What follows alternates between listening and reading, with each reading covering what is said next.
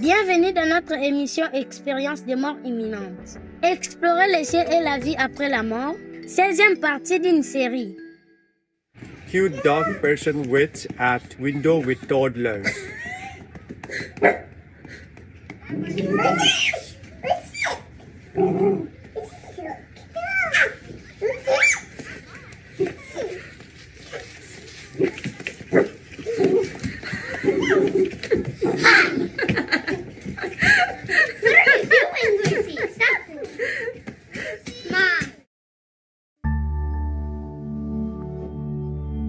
Depuis des siècles, les humains éprouvent une curiosité mystique à l'égard de la vie après la mort. Nous nous posons beaucoup de questions et nous nous demandons toujours ce qui nous attend lorsque nous quittons ce corps physique et entamons notre voyage après la mort. Aujourd'hui, nous avons l'incroyable privilège d'entendre des témoignages de personnes qui ont vécu des expériences de mort imminente ou émues. Ces personnes ont visité l'autre côté et sont ici pour partager avec nous leurs expériences qui ont changé leur vie. Dans cette série, nous allons explorer leur émis et attendre leur expérience personnelle de la rencontre avec Dieu et du voyage dans l'au-delà. Dans l'épisode d'aujourd'hui, nous présentons les émis d'enfants et d'adolescents. Notre première histoire est celle d'un homme anonyme qui est décédé alors qu'il était bébé et qui a vu sa famille prier pour lui. I have several distinct memories from my earliest childhood. One of these memories involves seeing my infant sister in the nursery at the hospital, where I saw my father and two grandpas saying a prayer over her. I can still see it clearly, how they stood around the small crib. I still remember the crisscross wires in the glass of all the windows as I looked onward at the nursery and its many bassinets. Des années plus tard, une conversation avec sa mère va bouleverser ses souvenirs et déboucher sur une extraordinaire prise de conscience. Ce qui suit est une remarquable histoire de survie, des fois et d'un souvenir qui transcende le monde physique. One day I mentioned the memory to my mom and she looked up at me in shock. She revealed that my sister had never had such a prayer, only I had. It turns out that I was in and out of dying after I was born, and due to my mom's health problems, I was not expected to live. Moments after arriving, I immediately turned blue and the doctors rushed me away. I was put onto many machines in that nursery to keep me alive, and my outlook was not good. Because of this, my dad and my grandpas had decided to give me this special prayer, but in order for them to do so, I had to be detached from those machines for a short period of time as possible, since they were helping to keep me alive. All I can surmise is that I must have left my body, and I was watching that prayer take place, and for some unknown reason, I was actually allowed to remember it. I'm an illustrator, and I recently drew what I remembered, and I showed it to my dad. He confirmed that it was accurate to what actually happened, and he said it was a Twilight Zone moment seeing that drawing. We are all made up of body and spirit, and I know we live on after this life. Ensuite, nous allons présenter l'émis de Joseph Johann Attingley d'Autriche. À l'âge de 16 ans, Joseph a été victime d'une rupture de l'appendice et est resté cliniquement mort pendant 8 heures. Au cours de son émis, Joseph a fait l'expérience d'une revue de vie et a appris que ce n'est pas Dieu qui nous condamne pour nos fautes passées, mais enfin, c'est notre propre âme. The first important scene I re-experienced was when I was 4 years old and teasing my little sister, who was 2 at the time, as she lay in her crib. I re-experienced the feeling of having fun teasing her when suddenly I heard a voice telling me this teasing was not okay at that time. However, I didn't want to acknowledge that at first. I also looked for excuses to justify this teasing. On the other hand, I thought if it was wrong, I would have to pay for it. So I was also condemning myself, meaning a very stressful struggle between good and evil was going on at this point, which felt like an eternity to me. Therefore, I believe that it is not God who condemns us, but if anything, we condemn ourselves. L'âme de Joseph a ensuite gravité vers une glorieuse lumière céleste.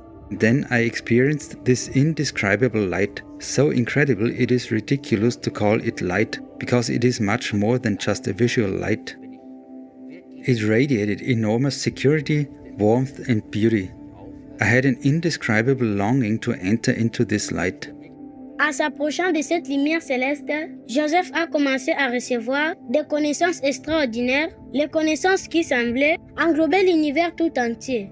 On the one hand, this light was absolutely irresistible, but there was also a slight fear that I might disappear in this light and cease to exist. In the same moment, I was being shown that this fear was unjustified and that I will remain an individual with freedom of choice.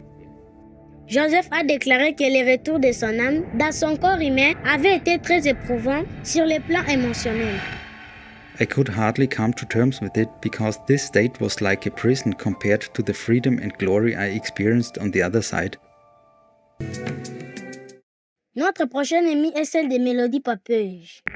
En 1958, à l'âge de 7 ans, Mélodie s'est noyée lors d'un accident de rafting à l'occasion d'un pique-nique familial sur la plage locale et son âme s'est embarquée pour un merveilleux voyage au-delà du monde physique. And I went down deep, deep, deep into the water. And I could hardly breathe. I mean, I knew that I was drowning. And I was only 7 years old at the time. And I couldn't help myself. I couldn't do anything to help me. And all of a sudden I saw a white light. And it was a magnificent white light. There was no clouds. There was no blue sky. It was this bright, amazing, beautiful light. And it pulled me toward it. And I could feel myself floating up and just being so light and floating. And I no longer had the problem of breathing, and the water wasn't there, surrounding me, making me feel very cold. Mélodie a été attirée plus profondément dans la lumière blanche et s'est bientôt retrouvée devant un magnifique être blanc. And there, at the very end of it, was a white being just shining absolutely beautiful.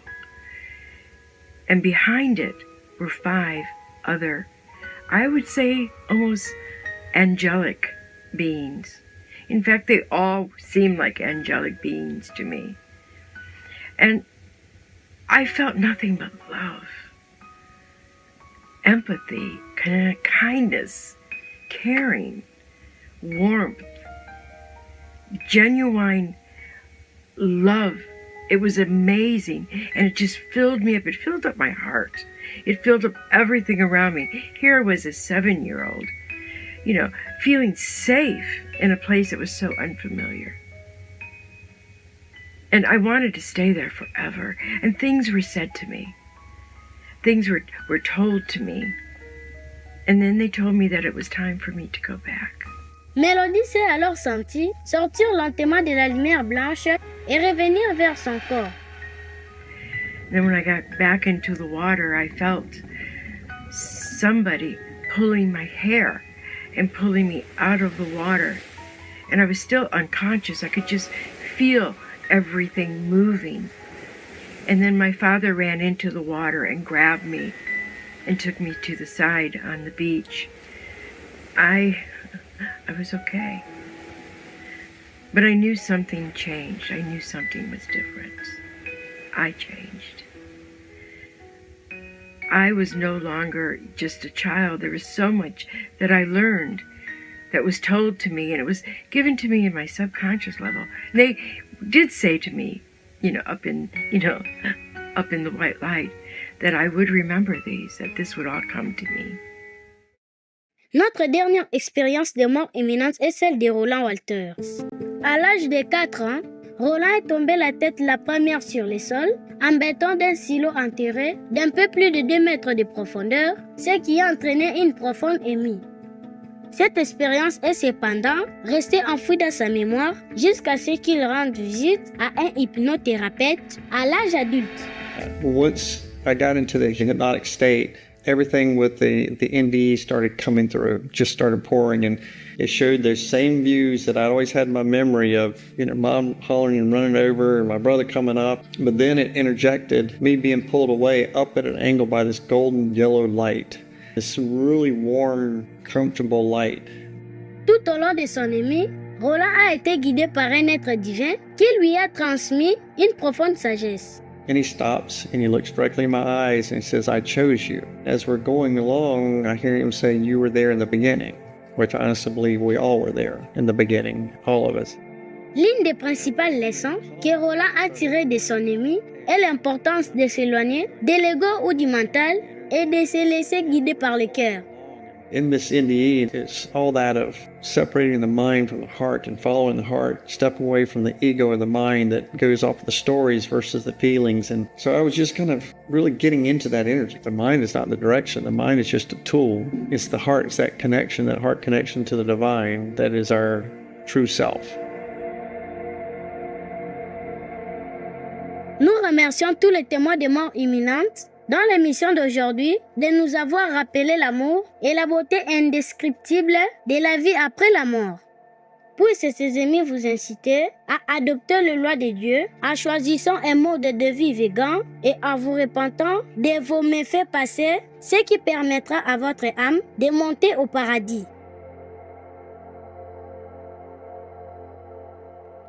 Vegan leaders, brilliant future.